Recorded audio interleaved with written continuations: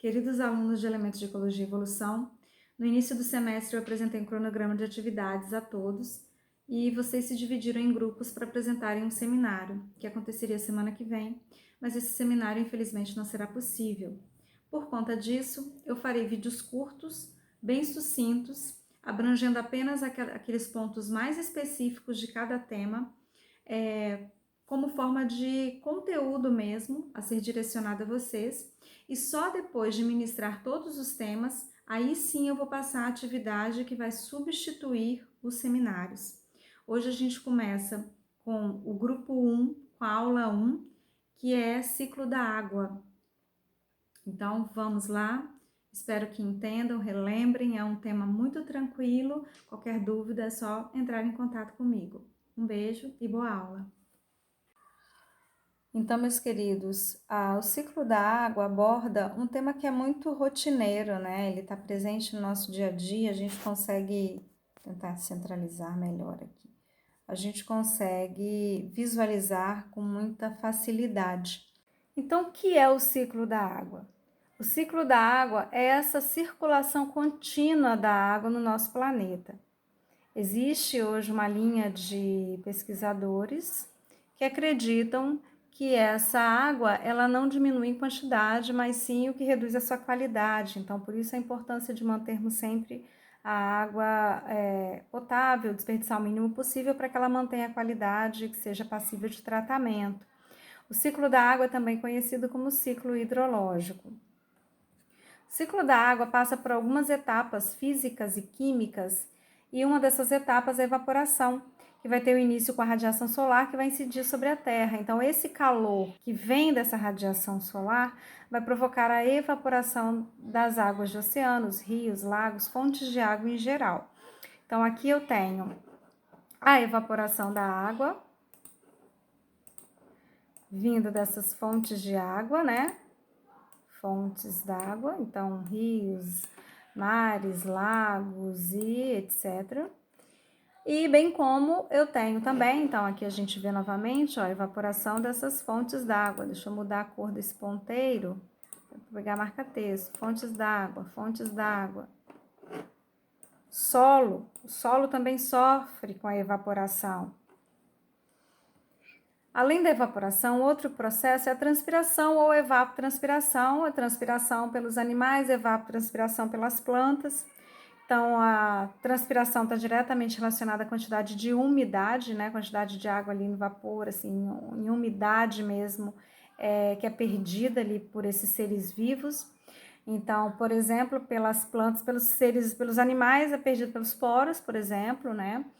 E pela urina que esse animal libera e que depois ela pode participar do ciclo hidrológico.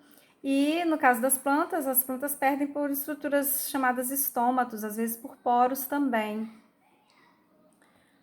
E a transpiração e a evapotranspiração, elas vão ser afetadas diretamente de acordo com a variação de temperatura, a umidade relativa do ar, o vento e o tipo de planta, no caso das plantas, né? Porque existem plantas que são adaptadas a regiões muito áridas, então elas não perdem água com facilidade. Existem plantas que têm poucas folhas, não perdem água com facilidade. Então vai depender muito do tipo de planta. Um outro processo do ciclo da água é a sublimação, que vai ser a passagem do estado sólido, então de gelo, direto para o gasoso. Então, um exemplo disso a gente vê nas geleiras, né? Com a incidência dos raios solares também, aquela água que está solidificada nas geleiras, ela vira vapor sem passar pelo estado líquido. É um fenômeno exclusivo das geleiras, como eu falei, então alguns exemplos, alguns locais, né? Então a gente encontra exemplos, né? Himalaia, Cordilheira dos Andes, polos norte e sul. Condensação também é uma outra etapa do ciclo hidrológico, porque a condensação já é a passagem dessa água em estado gasoso para água líquida.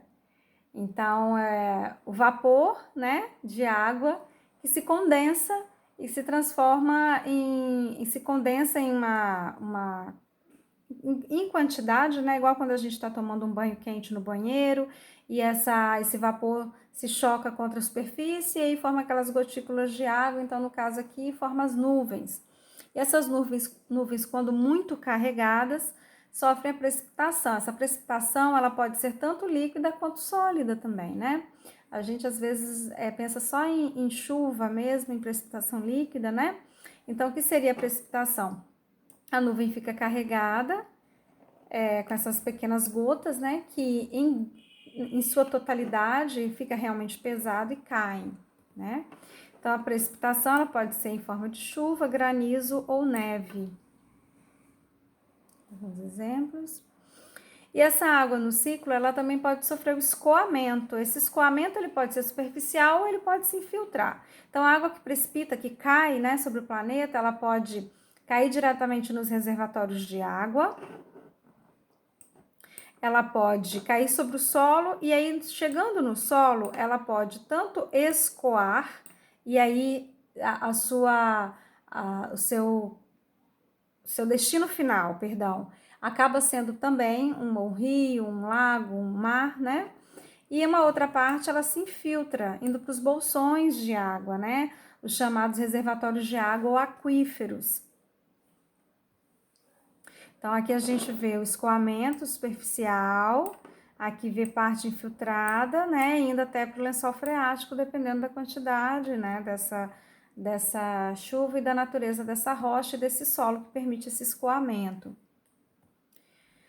Então, o ciclo da água ele é essencial para a renovação da água sobre o planeta Terra, né? Para que ele seja alterado, a gente tem que conservar florestas, mananciais, porque as florestas, por exemplo, elas mantêm a umidade, então vocês já devem ter ouvido falar que regiões com florestas muito densas tendem a chover todos os dias. A gente tinha em Santa Lúcia, em Santa Teresa, antigamente chuvas diárias, né? Na Amazonas, ainda chove todos os dias. Existem regiões que chove mais do que outras. Mas a evapotranspiração das árvores, a evaporação do solo, essa umidade do solo, promovem mesmo essa precipitação. Então, devemos estar atentos à poluição dos oceanos, ambiente com enorme diversidade de vida e de recursos, que também é a maior fonte de evaporação da água do planeta. Então, é basicamente isso, meus queridos, mostrando que a água segue esse ciclo, né? Para que haja a manutenção da vida no planeta, a água precipita, a água escoa, a água evapora, condensa, precipita e assim sucessivamente. Obrigada pela atenção de todos, aguardem o próximo tema, bom estudo, qualquer dúvida estou à disposição, um beijo grande.